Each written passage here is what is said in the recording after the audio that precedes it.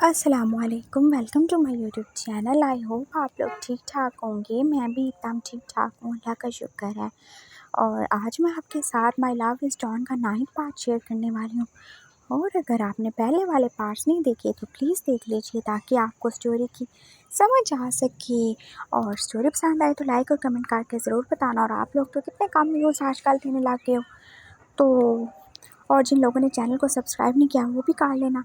तो चले हम अपनी स्टोरी की तरफ चलते हैं, क्योंकि आज का पार्ट थोड़ा शॉर्ट ही होने वाला है। क्योंकि आप लोगों को मेरे बैकग्राउंड से आवाज़ें तो बहुत ज़्यादा ही आ रही हैं कि ना, क्योंकि मैं छत पे आके आप लोगों के लिए, सिर्फ आप लोगों के लिए रिकॉर्डिंग कर रही हूँ, तो इसलिए मुझे जल्दी जल्दी फिर नीचे भी जाना होगा। तो चलिए अपनी स्टोरी की तरफ चलते हैं। तो लास्ट पार्ट में हमने क्या देखा था कि ब्लैक बनी ने भी अपनी जान को खतरे में डालकर लैमसैन की जान बचा ली थी। और अब वो एक फॉरेस्ट में चले गए थे, लेकिन लैमसैन के दिल में और दिमाग में तो बहुत ज़्यादा ही सवाल थे।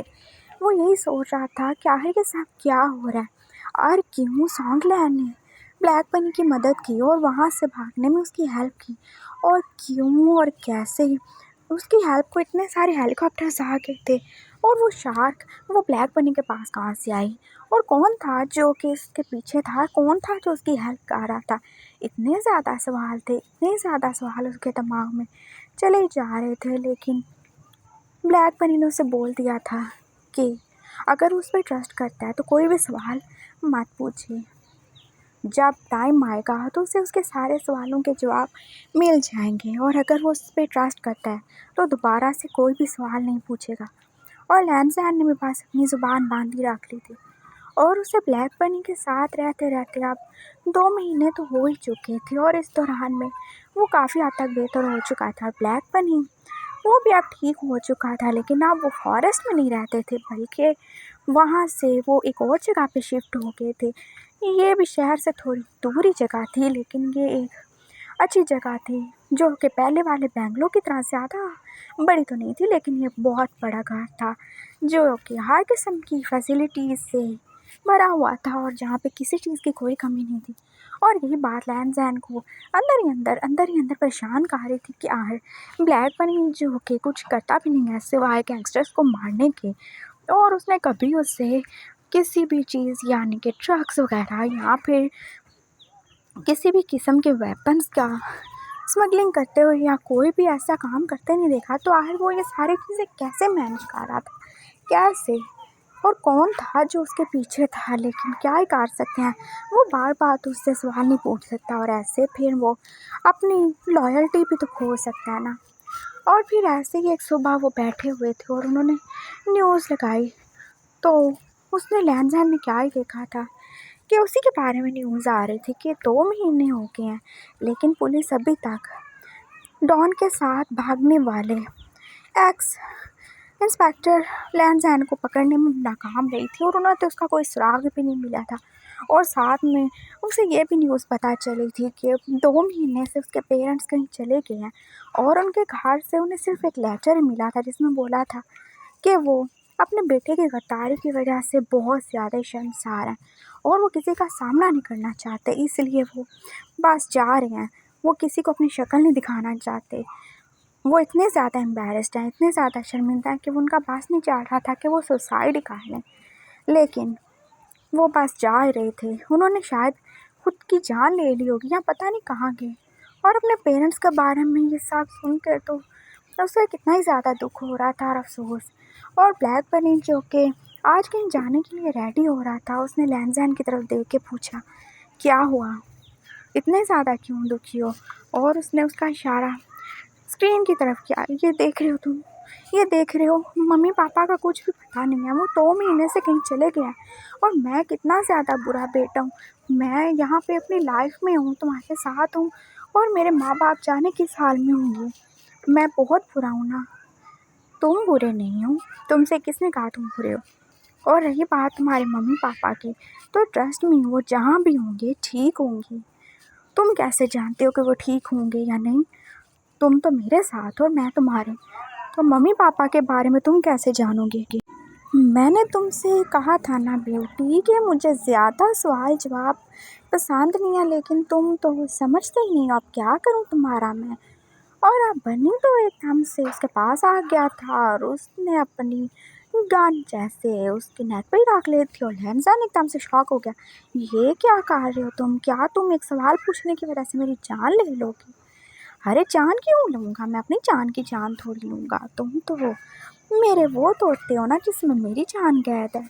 मैं तुम्हें कैसे मार सकता हूँ? तुम भी पता नहीं क्या सोचते हो।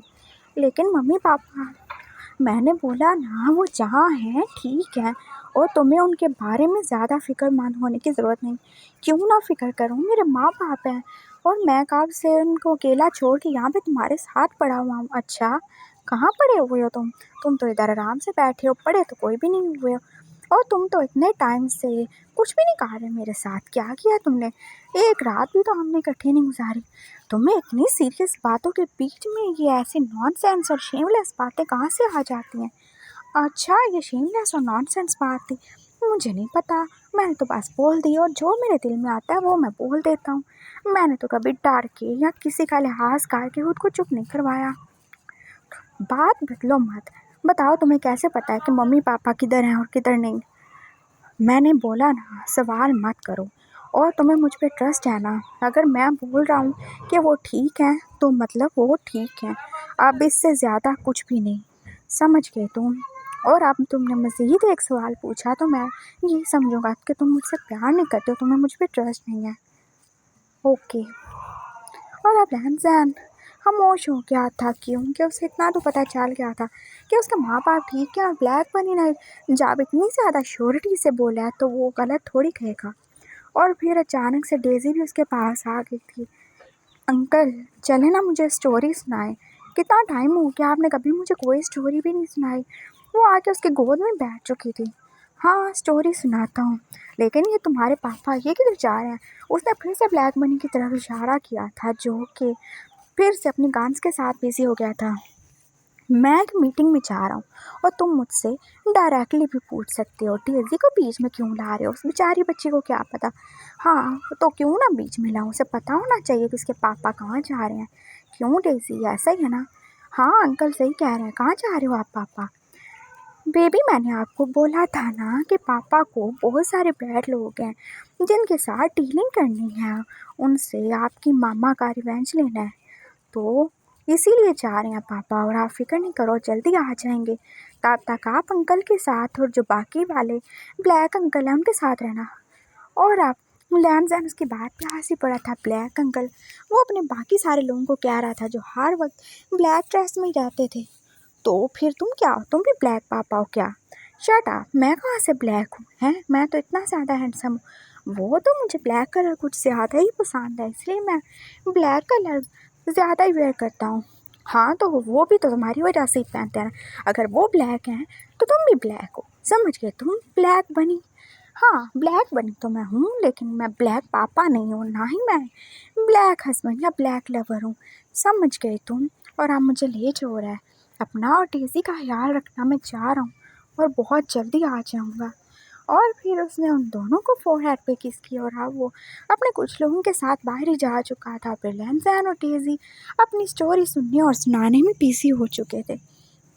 और 2-3 घंटे के बाद वो वापस आ गया था, लेकिन वो अकेला नहीं था। उसके साथ कोई और भी था जिसके वो हाथ और मुंह बांध के लाए थे। और ये जो भी था इसे देख के तो लैमजैन की आंखें एकदम से शॉक रह गई थी, क्योंकि ये वैन चाओ था, उसके अंकल वैन रोहान का बेटा। लेकिन ये यहाँ पे क्यों?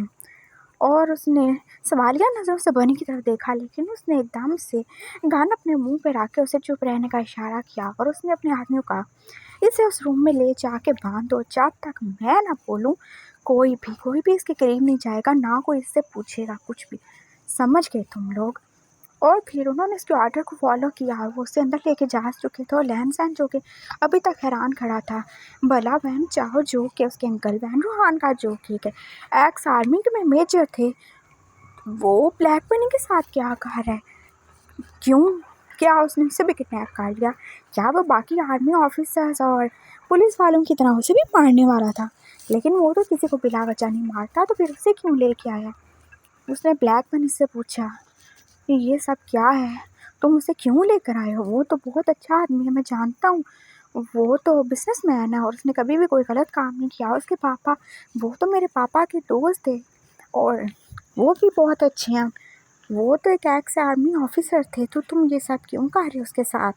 मैंने बोला ना ब्यूटी, कोई सवाल नहीं। नहीं, मुझे सवाल का जवाब चाहिए प्लीज़। मैं ऐसे अगर सोचता रहूँगा तो किसी दिन मेरा दिमाग फट जाएगा, मैं मर जाऊँगा। तुम ऐसे नहीं कर सकते मेरे साथ, तुम्हें बताना होगा।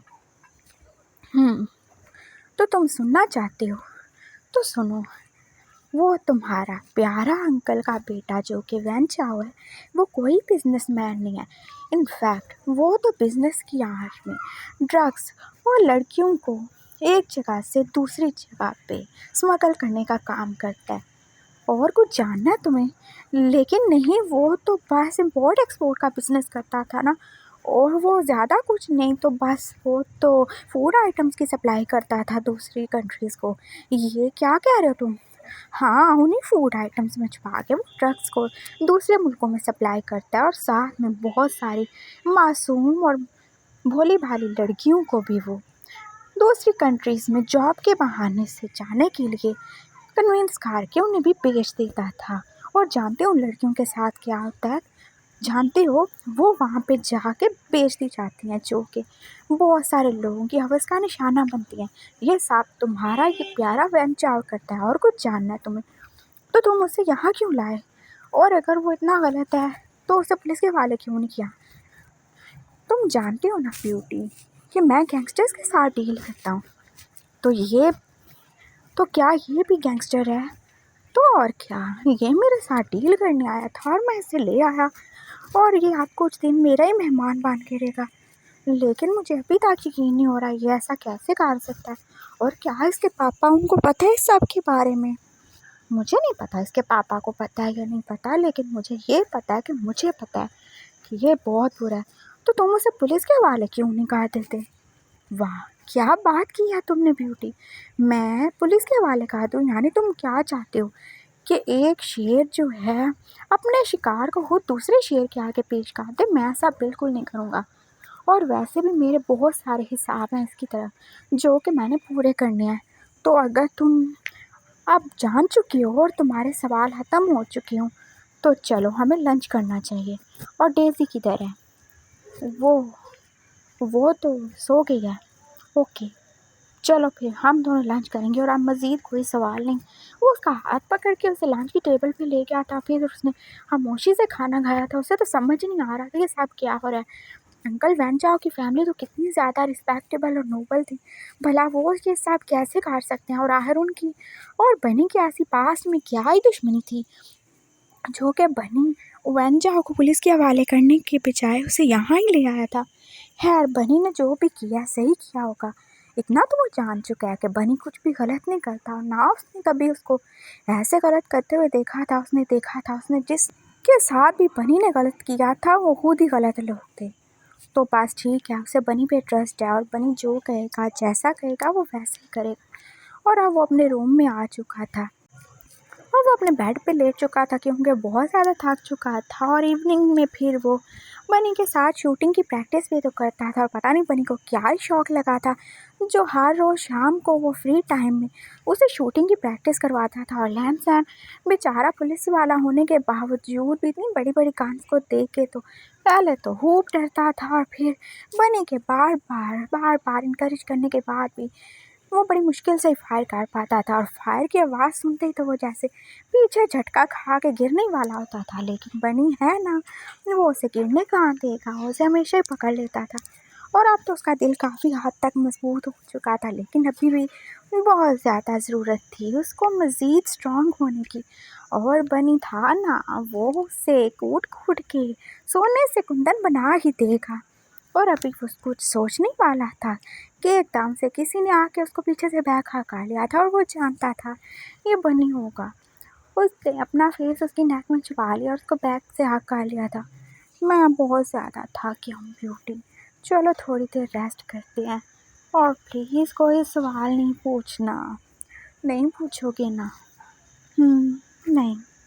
और अब उसने अपनी साइड चेंज कर ली थी और उसने बनी को हाथ कर लिया था, और वो फिर आराम से सो गए थे। और उनका यही तो रूटीन था, वो जब भी थकते थे वो ऐसे ही एक साथ एक दूसरे को हग करके सो जाते थे और इससे ज़्यादा फ़िलहाल वो ज़्यादा ही फिज़िकल नहीं हुए थे और जाने वो कब तक ऐसे ही रहने वाले थे।